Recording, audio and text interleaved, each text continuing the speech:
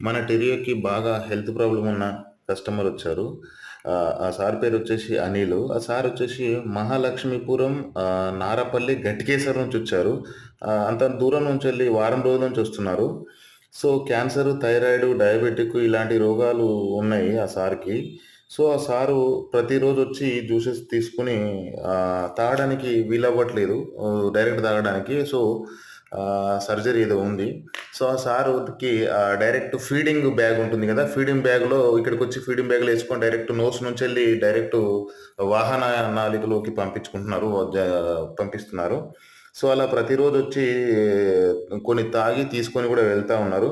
So, చాలా బాగుంటుంది అని గూడా అంటున్నారు. సో, ఆ సార్ ఎంత దూరం నుంచి ఎలా వస్తున్నారు సార్ అంటే, మీకు దగ్గరికి రావడానికి కోసం అని జెప్పేసి బస్ పాస్ తీసుకున్నానని రాసిచ్చారు. ఆ సార్‌కి నేను మాట్లాడితే, ఆ సార్‌కి మాట్లాడడం రావట్లేదు. పేపర్ పైన రాసిస్తున్నారు. నేను మాట్లాడితే ఆ సార్‌కి సమాధానం వచ్చేసి పేపర్ పైన చెప్తున్నారు.